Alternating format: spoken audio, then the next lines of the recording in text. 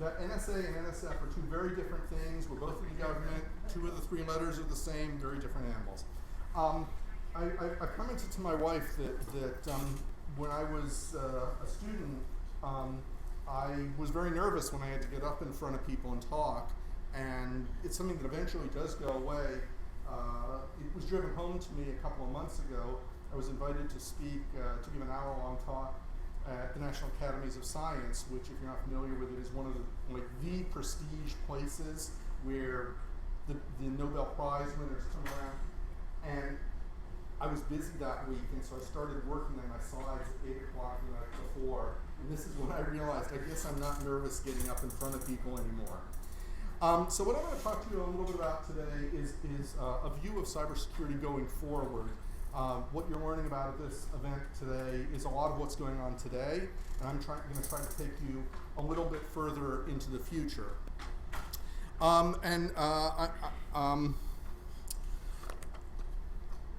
William Gibson said the future has arrived, it's just not evenly distributed yet. If you're not familiar with William Gibson, it's worth taking a look at some of his books. The signs of the future are starting to emerge out of our research laboratories, our universities, places like here at University of Central Florida, and I'm going to talk about some of the areas that I see and that we at NSF see things going forward. Gibson coined the term cyberspace.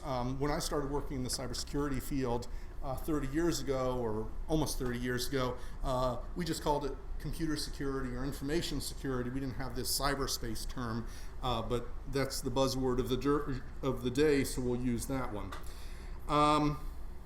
So when I started my career, I worked for this little organization called Bell Labs. How many of you have heard of Bell Labs? Okay, Bell Labs at the time was the premier place to work. And I graduated from a school nobody had ever heard of. In fact, I'll bet that none of you in this room has ever heard of where I did my undergraduate work, New Mexico Institute of Mining and Technology. Any of you heard of it? You have? What's wrong with you? I've never figured out how I got a job there. I didn't have the prestige, but I got the job. And in those days at Bell Labs, people were talking about what they called convergence. And what they meant by convergence in 1980, 81, 82 was we're going to get telephones and data to be the same thing. And it was like, huh? What are you talking about? It didn't make any sense. It was really far-fetched. And so maybe some of the ideas I'm going to talk about here today, maybe they're not that far-fetched. But when we talk about convergence today, some of these things we can do already and some of them are coming. So environmental sensing. We can have sensors for all sorts of things that are all connected to our computing networks. We know this is true. We have emergency response. I heard that someone talking about quadcopters being demoed here today. I hope there's an FAA license for doing this. Tell me? No? Yeah?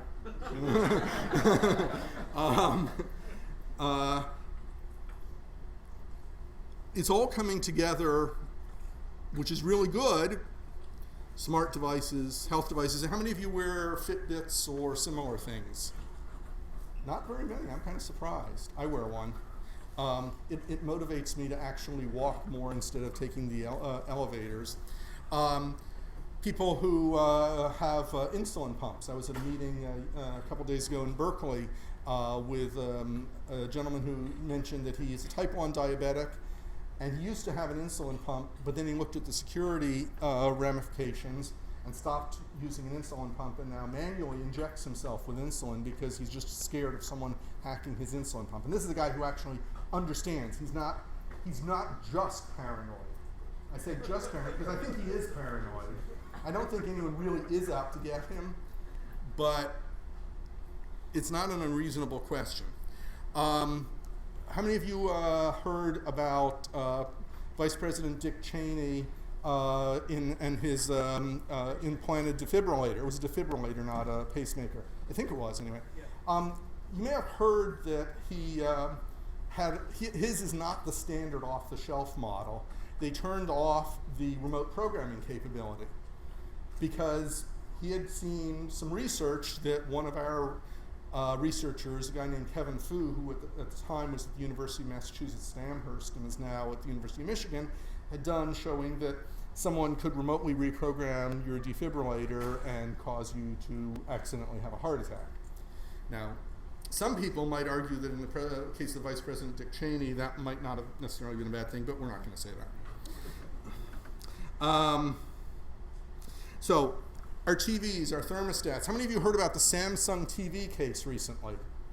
So someone tell me just real quick, this is Sunday morning, everyone's tired, everyone would rather be in bed. What was the essence of the Samsung TV problem? It listens to you. It listens to you. So when you turn on the TV, you may have it on in background, it's listening to you and it's uploading everything you say into a cloud system somewhere to interpret it, where you say turn on CNN or turn on whatever, Nickelodeon or whatever, or turn the volume up or down, but it's also capturing whatever random stuff is going on in the room. And that freaked a lot of people out. But what if your light bulb is listening to you? Is that ridiculous? No. Are light bulbs smart? Yes. Yeah. There was a case a few months ago where someone figured out how to break into home networks via light bulbs. Huh? It turns out there's enough in some of the smart LED-based light bulbs, there's enough encryption technology that they communicate. The light bulbs talk to each other to say, I'm burning out, or whatever they say. I don't know what they say. And there was a weakness in there that you could jump through the light bulb, metaphorically speaking, and get onto a home network. So all of these things are coming together, and the threats are coming together too. And as the threats come together, it's harder to escape them unless you do as a colleague of mine did, and you live in a tent in, it's the middle of Missouri. I'm sorry? Missouri, excuse me. Apologize for my pronunciation. He does go into town and get on Facebook, though, which I haven't quite figured out. If he really wants to be that much off the grid that he lives in a tent in the middle of Missouri, why does he go into town? And he's not doing it because of money. He's doing it because he really wants to be off the grid. I don't quite get it. All of these things are coming together.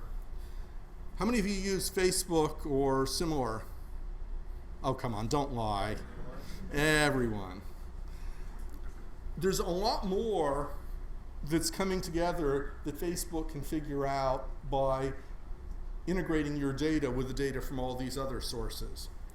And so as we put all these technologies together, we have to think about how do we prevent misuse? How do we democratize and scale? What happens in repressive countries? Have things like Facebook been used for good in repressive countries? Sure, the Arab Spring was hugely impacted and enabled by Facebook. But have they also been used to repress people? Absolutely. Repressive governments are monitoring social media and using them against people. And as we integrate all these technologies together, the opportunities for both good and evil expand. We're going to build workforce capacity through these technologies. We're going to enable fairness and opportunity. So let me give you an example of that. So there's a really good study that we funded out of my program at NSF by Alessandro Acquisti at Carnegie Mellon University. And what they did is they made up some fake identities. This is a technique that's well understood in social science circles. They made up fake identities on a couple of social network sites, one that's more typically social networky and one that's more professional social networky, and you can sort of figure out what they are. But he never said, but you can figure it out. And what he did is he created 2 resumes on the professional one that differed only in a couple of factors, and then they would submit and matching social networky pages that matched the two. And they used names that were unmistakable, that there were no other names. So it wasn't John Smith or Mary Smith. It was names that only one person in the entire world, if you Googled them, only one person had them. And he still won't tell me what they are because he doesn't want me to accidentally use them, and that would break their system. And so the two, then they would do variations. And on one of the social network pages, it would show a person holding a bottle of beer, and on the other one, it would show them holding a can of soda with their friends. And on one of them, it would show them hugging a person of the opposite gender, and on the other page, hugging someone of the same gender. On one, the person would be white, on the other, it would be African American. On one, it would be someone expressing their interest in going to a Christian church, and on the other, it would be expressing their interest in going to a mosque. And so he measured, and then they submitted these same resumes to real job openings. And they measured what the results were. Who got called, who of these fake people got called for interviews. It was really kind of interesting. They even got the registrar's office to agree to have fake transcripts. That if anyone called up to check references, to check, is this really a student there and what's their transcript? So they had the same fake transcripts, which is pretty amazing that they got that. And then they measured what happened. And the good news was it wasn't as bad as you thought. The bad news was, depending on where in the country the jobs were, there was still real discrimination. And again, the more we integrate all these technologies together, the more there's the opportunity to discriminate among people. We have to change, we have to adjust our societal expectations and cultural norms. So let me go into, well, I mean, the protocol stack clearly extends into social space, and we have to think about how do we prevent patching, relying entirely on patching, because we can't patch some of these problems. We're going to have to re-engineer, redesign things. So let me mention Alan Kay, who's one of the pioneers in the computer science field, who said the best way to predict the future is to invent it. He was or is, I can't remember if he's still alive, a fellow of the American Academy of Arts and Sciences, National Academy of Engineering, Royal Society of Arts, et cetera, and he's played a key role at NSF in providing our oversight for many years. So our goal at NSF is to try to invent the future. And you say, what does a government agency have to do with inventing the future? So one of the projects that NSF funded, I didn't have anything to do with this, the final report, people who get NSF money have to submit annual reports and final reports. And the story, and it's probably apocryphal, is that the final report said, we started a company, it's doing pretty well. The company is called Google. Many, did you just drop your phone? I did. Okay. A lot of the inventions we take for granted are in fact things that grew out of NSF. Not all of them do quite as well as Google, but a lot of them do. And that's our goal, is to invent the future. So our goal is to invest in science. This is the 1940, I should remember the year, 1946 Act, I think it was, that founded NSF, established the mission to promote the progress of science, to advance the national health, prosperity, and welfare, and to secure the national defense. So this is what, when we look at research proposals, this is our goal, is to help America and the world over the long term. We're not trying to build products, we're trying to do research that's going to enable products, to transform the frontiers of science and engineering, stimulate innovation, address societal needs through research and education, and excel as a federal science agency. So how does this translate into the real world? So how many of you are computer science majors or faculty or things like that mostly? What other majors are there in here? I'm sorry, computer engineering? Okay, what else? Digital forensics. Is that a separate department here? Yeah, yes. It's under computer science. Okay. What else? Anything outside computer science and engineering? Civil engineering. Civil engineering. Oh, that's still engineering. Okay, that's still part of it. So within mathematics and computer science, NSF funds 76% of the basic research in the United States. That's a pretty huge percentage. The program that I lead, I don't have the percentage, but it's the single biggest computer security research program in the world. We have 670 active research grants. We have over 1,000 faculty members and over 2,000 graduate students doing computer security research. That's a lot of research going on. So how do we do it?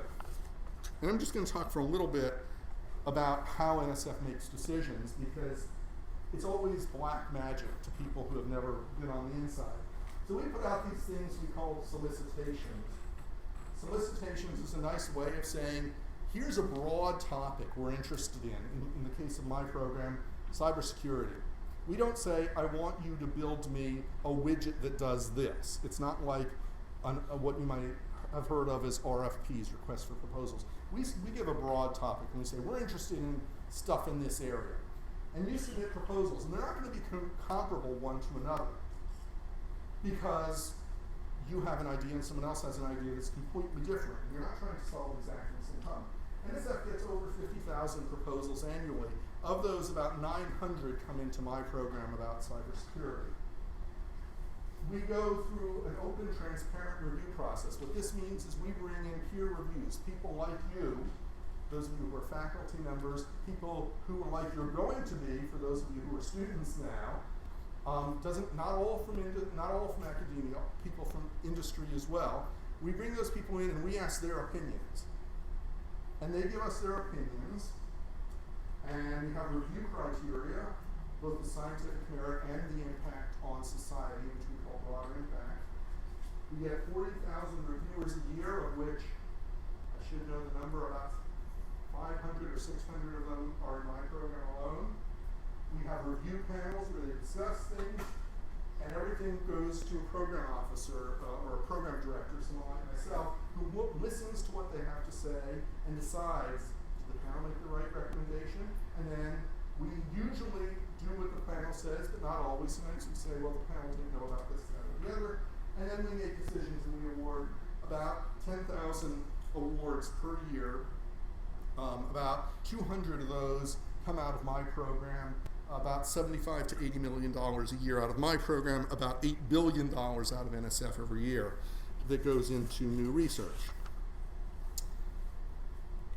So let me tell you just a little bit about NSF and cybersecurity. We've been doing cybersecurity research, or we've been funding cybersecurity research at NSF since about the year 2000. When I got into cybersecurity in 1988, my mother asked me whether there was a future in the field. It wasn't clear then. It's a little clearer now. In the late 1990s, Y2K. Any of you remember Y2K? A lot of you younger folks don't remember it. The concern was that when the clock struck January 1st, 2000, every computer in the world was going to stop, our electricity was going to go out, the airplanes were going to stop, etc. And basically, the reality is that nothing happened. Everything was okay, pretty much. There were a few minor glitches. Why did nothing go wrong? Because the government and private industry embarked on a crash program to fix all the problems before they occurred. We haven't done that with cybersecurity. We've been fighting all sorts of rear guard actions. And there's actually something going on right now in the news. If you read, there's a big debate between should encryption be regulated to allow law enforcement to catch bad guys, or should it be open to allow companies and individuals to protect their information. There's not a right and a wrong. It's weighting things.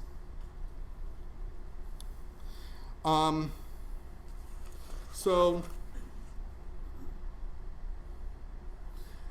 over the past 15 years, we've had these various components. We started our various research programs. We started out by trying to secure our systems.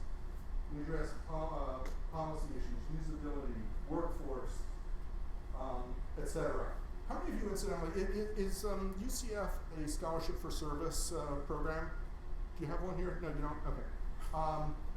So one of the things that, for those of you who go on to graduate school somewhere else might consider, is there's this thing called scholarship for service, which is sort of like ROTC for military.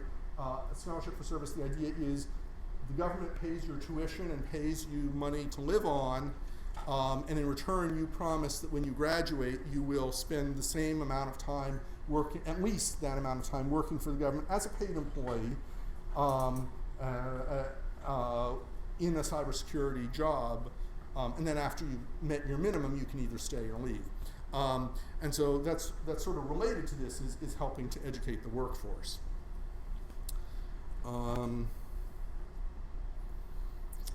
So as we've moved along in time, we've gotten more and more interdisciplinary, and we've gotten more and more involved in things like Internet of Things and cyber-physical systems, and more interested in trying to provide mechanisms to transition the technology into practice.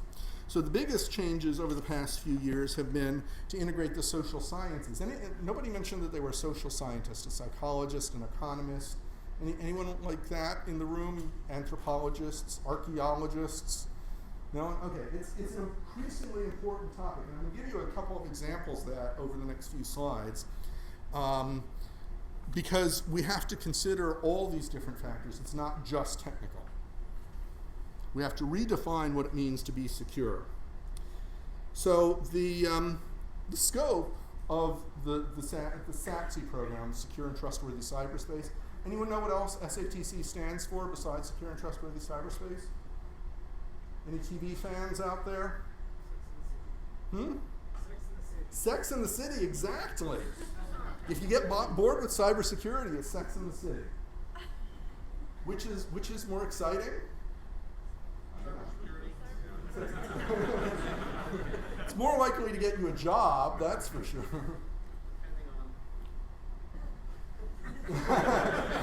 You don't want to finish that thought? Okay, so here's the topics that we funded out of my program in 2014. This gives you a scope of what we see the range of cybersecurity. It's not just technical stuff. Yeah, there's access control and applied cryptography, but there's anti-censorship. How do we detect what the Chinese are doing? Any of you heard about the Great Cannon? This was in the, Great Firewall, Great Cannon. Well, the Great Firewall has been around for a long time. The Great Cannon is new. There was a great article in the New York Times the other day. Citizen Lab put out a great report about how it works. The Chinese are deliberately injecting traffic into web browsing sessions to cause your devices to misbehave, to block things, etc., to launch denial of service attacks, etc. Anyway, so there's all these different areas. Cognitive psychology, that's an important part of our program. Competitions. I know some of you participate in the ICPC, the International Collegiate Programming Competition, which is a general programming competition. There's also cybersecurity competitions. I don't know if you have any of those here at UCF. You do? CCDC, right, okay. So we don't fund CCDC, which gets funded out of the Department of Homeland Security, Science and Technology. We fund other competitions. So anyway, there's a bunch of those. We fund something called Build It, Break It, Fix It out of the University of Maryland, which is a really cool competition. And there's a healthcare one that I can't think of the name of. Anyway, all sorts of stuff. Hardware security, software, all sorts of things. So let me talk about a few things where some of these topics are coming together in cyber-physical systems, social, behavioral, and economic, etc. I'm going to skip that. Okay, what do we want to? So I was at a workshop at Berkeley Thursday and Friday. We were talking about, among other things, ethical hacking and what hacking means. Hacking means changing things, learning about things, and so a lot of hacking is about just understanding. The term originated at MIT. back in the 70s, maybe even the 60s. So we have to hack things in order to learn about how they work. So I'm going to talk about a few projects that we fund at NSF in some of these areas. Obviously, with 670 research projects, I can't talk about all of them. But let me talk about a few transportation-related projects. So how do computers fit into transportation? Well, there's another term for a modern car. And if you heard, a car is a networked computer that happens to have wheels and an engine. I mean, there are various ways to phrase it, but think about it. How many computers do you think there are in a modern car? And I'm not talking about a real low-end car, but sort of a mid-range to up-range car. Any ideas? Yeah. 635. I'm sorry, how many? 635. I haven't heard a number that high, but I believe you. Do you have, I mean, is there data do you have some examples of that? 130 when you start taking everything apart, including brakes. Yeah. Okay, I'm certainly not going to disagree with you. It is certainly in the hundreds. What the exact number is going to depend on the specific car. Even your remote control door entry is at least one computer, and there's many computers, and they're all networked together. Increasingly, we're talking about smart roads. I live in the Washington, D.C. area. We have legendary traffic. People are proud of how bad our traffic is. You show up late to a meeting, you don't have to explain it. You just say traffic, and everybody understands. You don't have to say, oh, there was an accident here. Just say traffic. If the cars can communicate with each other, then we could keep all the cars moving faster because they wouldn't keep hitting the brakes and accelerating. We could keep a steady flow, and we could get a lot more cars through. Sounds great. What's the bad guy going to do when they have that? Cause cars to crash into each other? Maybe. What I want to do, I don't want to cause cars to crash into each other.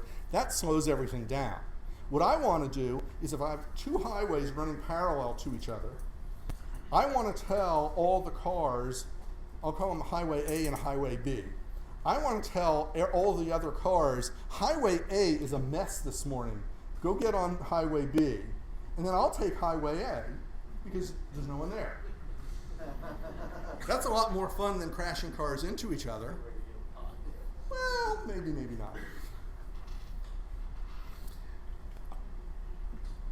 Can I do the same? Can I have impact on other forms of transportation? Trains, planes.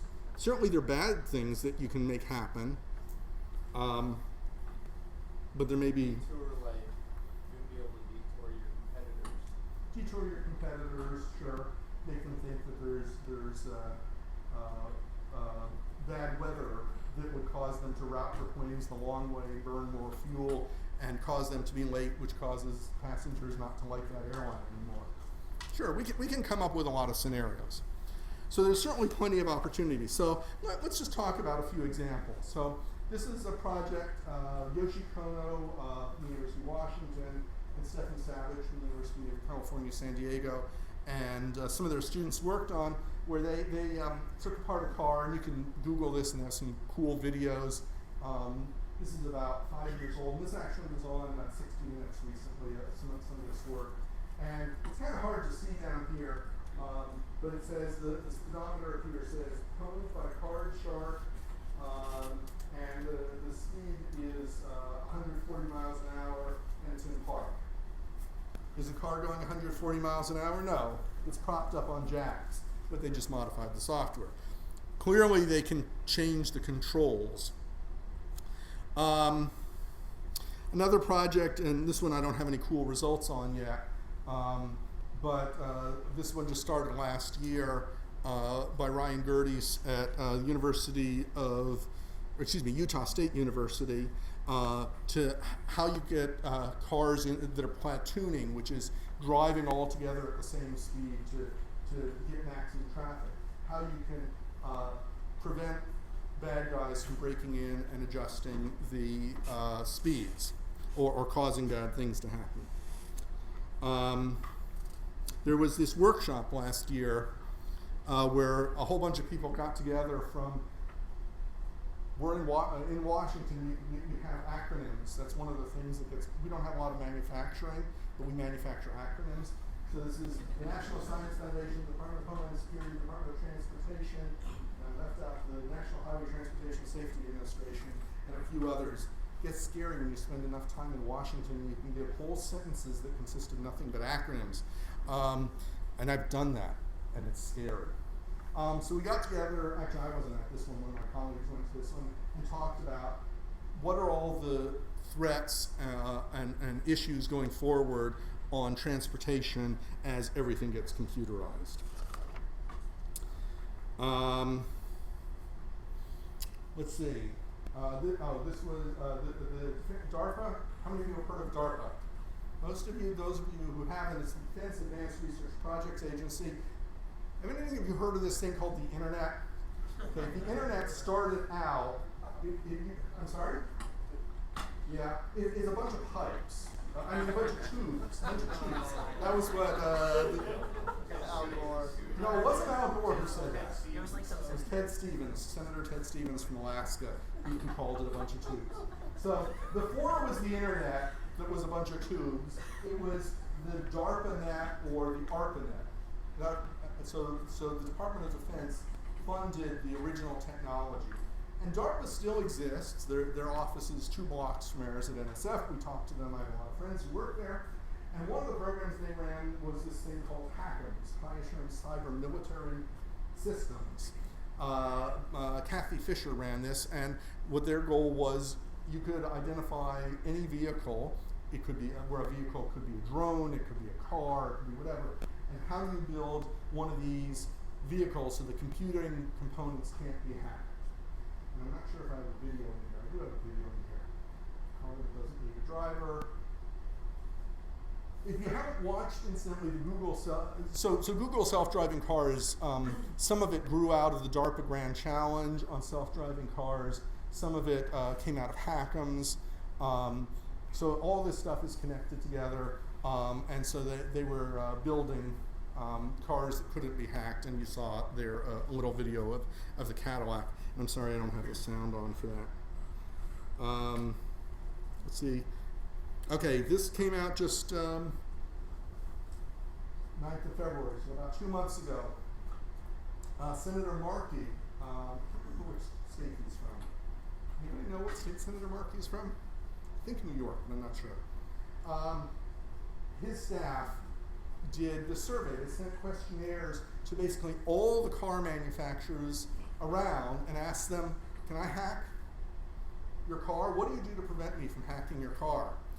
And one of the things that was kind of interesting is the only company that didn't respond was, anybody know?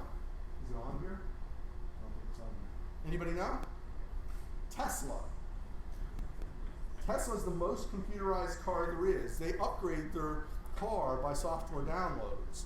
They fix bugs with software downloads. And they were the only company that wouldn't tell Senator Markey what they're doing for cybersecurity.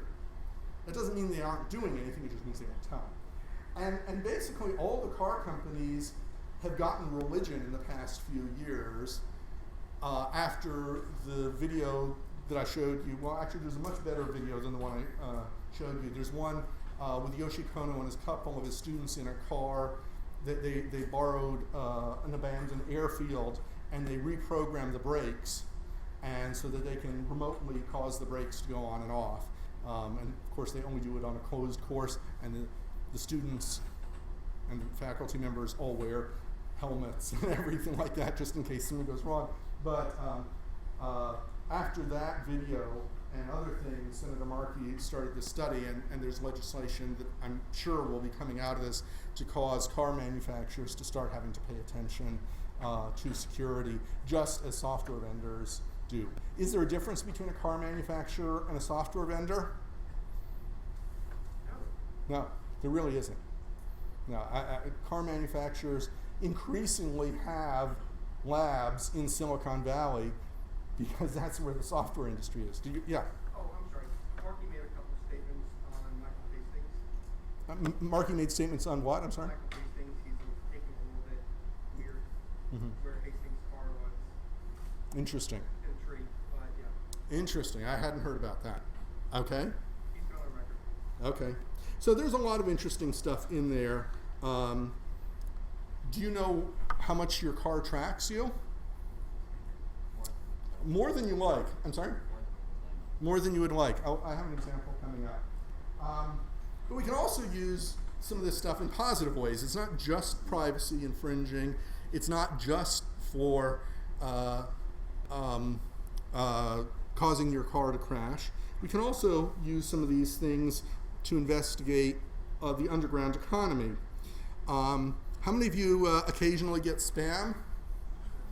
Yeah, occasionally. It's gotten a lot better, and I'm going to tell you in a second why it got better a few years ago. Spam is actually an amazingly complex ecosystem, and it all runs in the dark side of cyberspace. And what it turns out that spam is an integrated supply chain. Those of you who have been in industry may understand what I mean. When you buy a chair, the chair didn't come all from one place. The plastic came from the plastic factory, the cloth came from the cloth factory, the designers had to design it somewhere, it had to be assembled, it has to be shipped, all these different things. All those things, how all those pieces fit together is a supply chain. And in just the same way, spam and malware and things like that have a supply chain. You have somebody who has to distribute the malware, and the malware is going to cause computers to become servers, to become spam generators. And then someone else has to do the criminal advertising to find out the email addresses to send the spam to send it to social media. Someone has to create click fraud in ads and advertising. People have to steal your identity. Once they get you to place orders on their fake websites, they have to get that money. They have to process it through a bank. They got your credit card. They have to do something with it. They have to support the infrastructure. Did you know that spammers and those sorts of lowlifes have better IT support than almost any software company you have? They have a real financial incentive to make everyone happy. They are the best people at customer service. And so there's real hard science. There's hard science, and there's empirical science, studying this sort of stuff, figuring out how the bad guys work, and how they how the money gets processed. And the way, well, actually I should address this. So since we are the National Science Foundation, we do have to say, where's the science? And the science, in the case of the spam, a lot of it is social sciences, economics, and things like that, sociology. So money is the big driver right now. Allowing people to do things on the internet allows scaling up in a way that's never been possible before. If you want to do pickpocketing is pretty easy, but the chances of being caught are pretty high, and there's only so many pockets you can pick a day. But if you do it online, you can automate the pickpocketing. And that's what's happening. It allows monetization at a scale that's never been possible before. And so what we see is this worldwide mapping. So there are users in the United States, and advertising is going through domain registrars in Russia, to DNS servers in China, to web servers in Brazil that are placing ads on through affiliate programs in Russia and Ukraine, to merchant banks, I think in Malaysia, and so on. With all these different countries, and this also makes it a lot harder to prosecute because it's not just one country where you're going after the bad guys. It's a worldwide thing. So the question is, how do you break this? And the answer is that you break it let's see if I can get this to work. You break it by figuring out the weak spot, and I don't think I have the sound on here. I don't know if I can turn it on.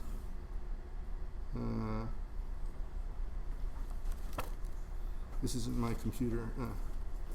Well, actually, you know, it's not going to work because I didn't plug the sound card into it. Or I mean, I didn't plug it. Can you turn it louder? This was an incredibly successful effort 4 years in. We had, by academic standards, tons of papers. We had built big systems, so the UCSD Network Telescope that's hosted here. Yeah, I don't. Sorry, let's not worry about it. If you're interested, you can look up Stephen Savage at UC San Diego, and he does a great talk about how they found the weak point in the spammers network, which turns out to be how they process credit cards. And there were just a few places, a few banks that processed almost all of the credit card transactions for all the spammers in the world. And then when the, I can't remember which government agency it was, but one of the government agencies saw the paper, read about it, did some investigations, and I think it was actually Visa, the credit card oversight organization, put pressure on those banks to stop processing spam transactions. And once that happened, then the amount of spam went down. Okay, I'm going to just skip through these next few. So we're trying to get computer scientists and social scientists to work together, but I want to talk about some of this. This next one is kind of fun. Well, I guess I kind of talked about this part of it, but this one I did not talk about. This is a fun one. How many of you have a little device in your car that tracks how fast you go so that you get better insurance rates? Any of you do that? They get advertised on TV. You have one? You think it's a good risk to get better insurance rates? I'm sorry? It saves a few bucks, that's for sure, yeah. Anyone else have one? So, what this group at Rutgers University in New Jersey did is they said, what this device does is it captures your speed. And they claim all it does is capture your speed, it doesn't capture where you go. So what's the privacy risk with that? So what they did is they used this technology, or this technique called elastic pathing. They said, if we know where you started, and we assume you started at home, and the insurance company knows where your home is, because that's where they send the bill, and they know how fast you went, and when you started, and when you stopped, and things like that, can they figure out where you went? And it turns out, the short version is, yeah, most of the time they can figure out where you went. They don't know when you turned left, when you turned right. They don't have a GPS. They just know how fast you went. But because of how streets are laid out and they know where the map is, they can figure out where you went. Is that a privacy risk? Well, maybe not so much if all you're doing is commuting back and forth between home and work. But if you're going from home and then you're going to the bar and then you're going to work, or you're going to home and then to work and then to the bar and then to your girlfriend's house and then to your boyfriend's house and then you're going home, maybe there is a privacy issue. So it's some interesting results. We have to sort of weigh how much of an issue this is, and each one of us is going to make decisions. Some people, and in fact most people, will say it's worth it. How many of you saw the study a few years ago where they were offering candy bars if you gave your password? Most people, do you like chocolate? I like chocolate. Most people would. Now, one of the hard parts is knowing, did people actually give their real password in exchange for the chocolate bar, or did they say, oh, my password is XY123, just so they could get the chocolate bar, even if that's not the real password. So we don't know that. We don't have ground truth. But a large fraction of people were willing to give their password for a candy bar. Most people will say, I'm worried about my privacy, but they will exchange their privacy for a discount at the grocery store, a chocolate bar for their password, I'm starting to run out of time, but I have 14 minutes. Okay. I'm going to skip to reverse engineering censorship. So this is a study that looked at how the Chinese government does censorship and what they allow and what they don't. And it turns out it's actually not as black and white as you might think. There's a lot of real intelligence to the censorship. And how many of you think it's only the Chinese who are doing censorship on the internet? Okay, what other countries do censorship?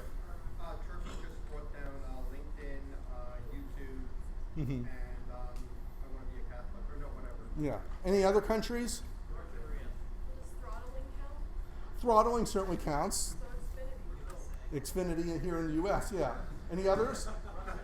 Russia, India, Iran. Okay, I want to challenge you. How about a Western country? A democratic Western country in the back? France. United Kingdom, Australia. This is and some people would like the US as well. This is actually happening, and we can measure the impacts. Is it the right thing to do or the wrong thing to do? Well, you hear the director of the FBI saying we shouldn't have Tor because Tor is used primarily for child porn. I don't think that's actually true, but it is a form of censorship. Do we want that form of censorship? That's a policy decision we can have. We need to understand the technology that allows it and how people will respond to that technology. We can observe large-scale internet outages. These happen periodically. And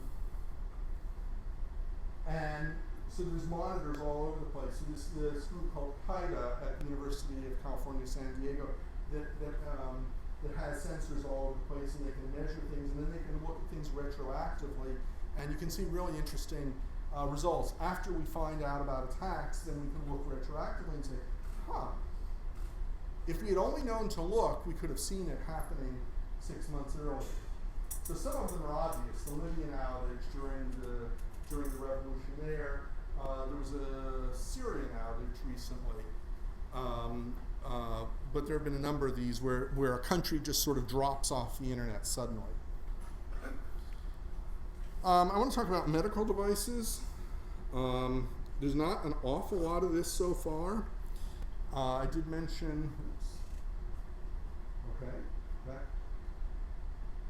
So I mentioned the thing about Dick Cheney. So the thing about Dick Cheney was kind of interesting was this was a case of life imitating art, imitating science. So it originated with the science that Kevin Fu and his team at the University of Massachusetts Amherst showed you could reprogram a pacemaker. The people on the Homeland TV show picked it up and turned it into a TV element. And then Dick Cheney or the White House picked it up, and they thought it was sort of a TV thing, but it was a TV thing, but it had its origins in science, which is kind of interesting because TV isn't usually quite, and reality aren't quite so much based on science. So what they had done was they actually looked at a bunch of pacemakers and measured whether you could, depending on what your threat was, an officially authorized person, pure eavesdropper, software radio programmer, what sort of things could you do by whom? And Kevin Fu was at this meeting I was at earlier this week, and he said he has the largest collection of pacemakers in the world in his lab, and they measure all sorts of stuff. One of the hard things about measuring the security risks of a pacemaker is you have to compare it to how it behaves inside the human body, and they were doing things like they were putting the pacemakers inside a bag of hamburger meat and things like that, and to measure the attenuating influences of the human body. And it turns out when they finally got a chance to talk to people who are doctors and do research in the physical aspects, there's actually a scientific standard for what you use, and it's not hamburger meat, but So Some of you, before we started, saw that I had a couple copies of Control Alt Attack here. So this is a card game that was developed by one of our researchers to try to get high school students interested in the security field and understanding what it means to work in the security field. And I have 2 copies of the game here, and I will give them to the 2 people who asked for it first. You get one, and you get the other. And if you're really interested, and especially if you're a faculty member, send me an email and I can ship you one. I don't have a lot of them. I don't have hundreds of them. I've given away about 1,000, but I do have a few more. And I encourage you to play these and show them to high school students. Capture the flag. Let's see. This is actually running, I think, this week. Because one of the people who was supposed to be at the meeting I was at Berkeley wasn't there because he was running this program. So any of you played, well, who knows what a capture the flag game means in security? Okay, so about half of you. So the idea is there's a computer set up that has some data on it or a service or whatever, and the idea is to break in and get that data and show that you've gotten it. Some of them you can attack other people and steal the data back and forth. Some you can attack others. There's all sorts of variations. And I don't remember what the rules are for ICTF. They've been running this for about 10 years now. And it's a fun thing. It's a training thing. There are some, and you can see the names of some of the teams here. People have a lot of fun with it. I think it's a really good idea. I also have a problem with it. A lot of these sorts of games tend to turn things very macho. And when you turn things really macho, it has a tendency to discourage female participants. And we have a real shortage in this field of female participants. We're losing half of our potential scientists. And so I have a real problem with anything that further reduces that. So I'm really ambivalent about it. But they're a lot of fun for people who like them, and a lot of people learn a lot. But it's something to sort of keep in mind if you're thinking of inventing one, is how do you invent something like this that doesn't turn off participants, that doesn't turn into a macho game. So I have a few minutes for questions. Let me just mention that NSF is always looking for new ideas. As I said, I do about 200 new awards a year. The vast majority of them do go to academics, but you don't have to be an academic. If you've got a really good idea and you're coming from a company, from a nonprofit research lab, or even, in theory, a student all by themselves, you could submit a proposal. I would, in general, not encourage it, but it's not prohibited.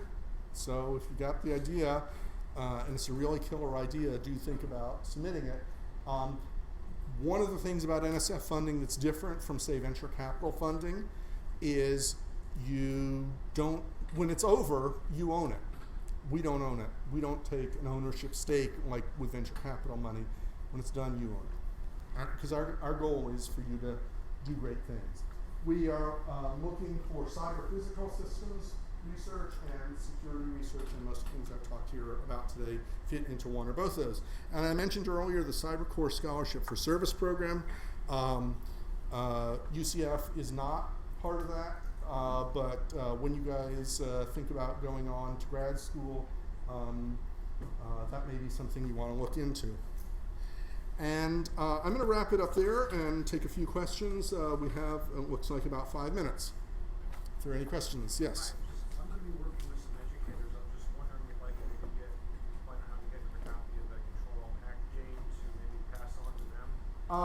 If you go to controlalthack.com, you can buy it on Amazon, or you can send me an email, and I do have a few copies. I don't remember how much it costs on Amazon. It's not too expensive. I'm sorry? $34.99. Wow. Okay. So getting a free copy thrown at you is better, even if I had missed and hit you. On the intellectual property part, Perlman tried to run wild with That didn't happen. That was contained, but like Henry Semelai, Qualcomm, Ethernet, UCLA came after him, which was supposedly a free, and he ended up naming every building in the engineering school with his name on it. Where do you guys draw the line? You do support a lot of vendors. You yourself have patents. How do you basically put up the Chinese curtain? I got back. How do you basically put up the Chinese curtain between what's really government money and what's really running off with a signed something? That's a good question. For those of you who couldn't hear, the question was basically how does NSF deal with intellectual property ownership? IP, yeah. And IP, yeah, the other IP. And the answer is that we punt. When we give the money to the recipient, which again is usually a university, they pretty much set the rules on whether the university owns it, whether their faculty own it, who they license it to. We don't really get involved in that. Because it's funded with government money, the government ends up with what's called government purpose rights, which means we can use it ourselves, but that practically doesn't have any impact for research because the research isn't far enough along. The government doesn't want to buy research, the government wants to buy products. And so it doesn't have any practical impact. So we sort of punt and leave that up to the universities to figure out. We do, in some cases, have a few strings associated with our research, like we have a transition to practice option in my program, and if you take money from that, you have to agree to make any software open source. But that's not the case for most awards. That's just for in that particular area. So it's a good question, and it's one we largely punt on. Okay, anything else? I know there's another talk coming somewhere else. Thank you very much for your time.